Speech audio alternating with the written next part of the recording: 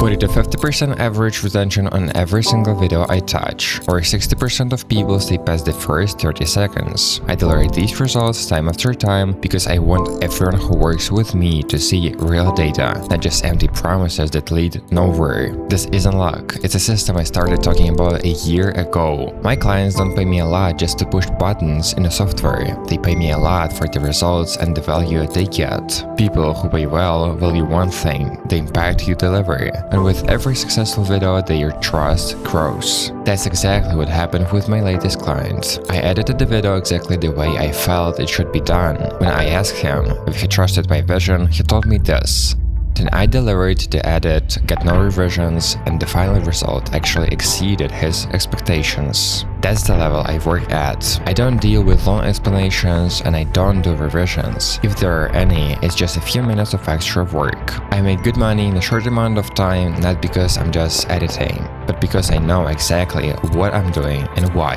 If I had to, I could show you frame by frame why I made every single cut and explain exactly how it impacts the final results. Today I'm ready to share what actually works in premium editing for clients who are willing to pay more. I'm gonna show you the details of one of my latest projects so you understand exactly what to do and why you are not getting paid more right now. Preparation is actually key. Before I start, I align with the client on style, rhythm, and references. To avoid risks, I always do a 30-second test edit first. I study their audience and past stats to see what actually works, and I keep tracking those numbers to adjust my edits later. I get all assets upfront, custom B-roll is a priority, stock is just a backup. If there's a script, I follow it, if not, I build the narrative myself. Only then do I actually start editing. The first step in video editing is sound. If the audio is trash, the video is dead.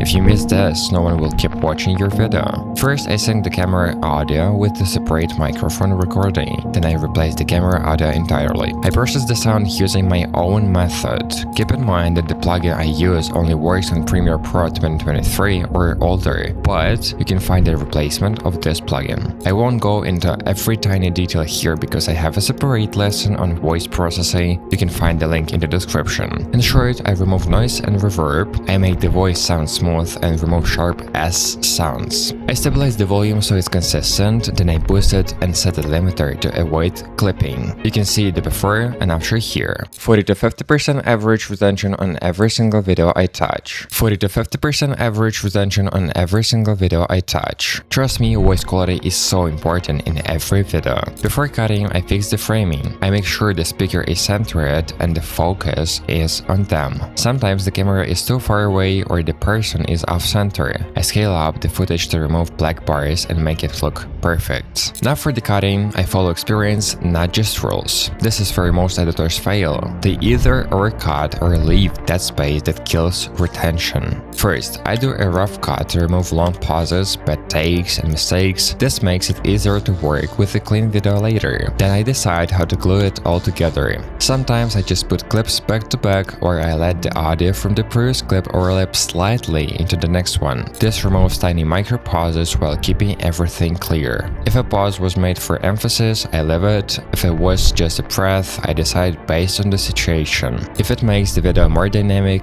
I cut it. I also use J-cuts to make the video smoother. This small detail changes everything. Most people won't even notice it, but they feel it. For example, if someone blinks at the end or at the start of a clip, it creates a jumpy movement. I leave that small movement for 5 to 9 frames until it smooths out. Then I cut. If a J-cut doesn't help, I don't use it. There's only one problem with this method. I sometimes end up doing more work at this stage than necessary because I cut and then make the B-rolls. In those cases, I return the A-roll and B-roll to match them for simpler work. And forget about flashy transitions. The most you can use is a micro glitch, a blur, or a flash. But I recommend use only these cuts that I mentioned before. Anything else looks cheap. Avoid long movement effects size, mirror, or 3D rotations. They don't belong in premium editing. When I move to B-rolls, I pick the best moments from the footage. I want movement from the very first frame so it clearly looks like a video, not a photo. If I need more dynamics, I cut the B-roll or add scale animations. If there is no B-roll for a specific point, I take a screenshot or a screen recording and animate it to look professional. If I need something more, I use After Effects. For a video about outfits, I created my own template so I could easily change the timing and titles. If the information is simple, I just leave the speaker on screen. I might add a small graphic or a screenshot if something is mentioned but doesn't need a huge focus. If a sentence is long without any cuts or B-roll, I use a slow linear zoom. This is one of the easiest way to control attention, and most editors completely ignore it. If there is a pause for emphasis, I use a smooth curve zoom right before the person speaks. If they say something important, I zoom in. If they say look at it from the broader perspective, I zoom out. If they say focus on this, I zoom in and add a little blur during the zoom as if the camera is trying to focus. Sometimes on a simple cut, I just change the scale and position to keep the image fresh. There are no strict rules, you just have to feel it. If you don't pay attention to this, your editing can ruin the entire video.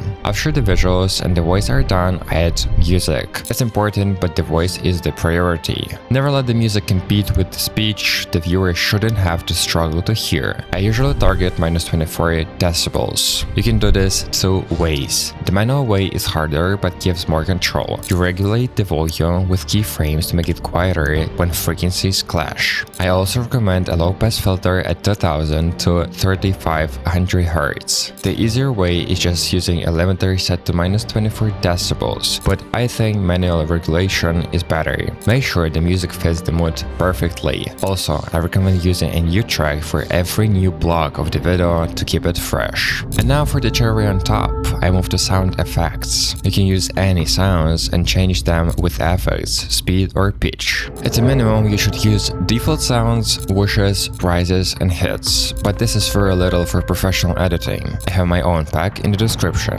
Picking sounds is easy. If you need a zoom, use a whoosh. If you need a money sound, type money and my pack will have several money sound options. If you need a notification sound, just enter it in the storage and you'll find tons of different sounds. Just choose the one that best suits your needs. You just need to understand what sound you need and find it in a few seconds. Just make sure to adjust the volume. Sometimes you need to drop it to -20 decibels, sometimes raise it to +5. Also, don't use the same sounds twice in a row. Mix them up or change the speed. If I have several elements in a row in a B-roll, I use the same sound, but I vary the volume for each one. When I switch back to the main camera, I make the sound quieter so it doesn't distract. The last thing you should add to all your videos is basic color correction and color grading if needed. Additionally, I usually add bloom and haze. Also, it's very important to always render in 4K because YouTube heavily compresses videos. This degrades the quality, and excellent 1080p on your PC may look like 720p on YouTube. So to avoid this and make even Full HD better, you need to render in 4K, even if the viewer isn't watching in 4K. Additionally, I'll say that codec are getting better, which also contributes to better quality. I recommend setting the bitrate to at least 100 megabits per second. Yeah, this way the video is much larger than Full HD with a 30 Mbps bitrate, but that's what premium video editing is for, not the mediocre stuff most people do. Now let's look at one of my latest projects. I will show you exactly what I used and why, so you can apply it yourself. This video is in Czech, but the language doesn't matter here. I'll show you the voice processing a bit later, and the whole breakdown will be based on cutting, animations, music, sounds, and other things. First, I will completely go through the visuals, and then I will talk about all audio elements. So as soon as the video starts, I made an animation of what he says. Why did I do this? Because at the very beginning, it's very important to visually hook with what will be in the video and to confirm the title in the very first seconds, so that a person clearly understands that the video they wanted to watch is the video they clicked on. Also, I make animation so that the viewer has an attachment to the content they are watching and the person is in second place, because this kind of content is more about information information, not about the person. A person's appearance at the very beginning can either attract or push away. Therefore, I do something that will be neutral or will attract the viewer to the video from the very beginning. Here, it's simply text that repeats his words, and that's it. If you are interested to see how to make such a 3D camera much easier than almost everyone does, you can watch it on my channel. The very first A-roll I made with a camera zoom and effect in order to continue emphasizing the topic of the video and what it will be about. Also, this creates great dynamics that doesn't allow you to just close the video. Next, the speaker says that with these 7 items, we will make 7 outfits for a whole week. Naturally, I show specific items to hit up interest in how they can be combined. Then he says from Monday to Wednesday, and I show this as a range using a dashed line. This is just a small part of my process. If you want to see the full frame-by-frame breakdown, the link is in the description. Thanks for watching. I haven't done anything like this for a very long time, and I wanted to share with you what and how I do it, so that videos are watched longer, clients pay more, and I work less. Now you've been seeing how this actually works, not just editing, but decisions that change the result. You can keep doing the same thing and compete on price, or you can actually understand what you're doing and start charging more. If you want to go deeper, the training link is in the description. I wish you the very best. Bye.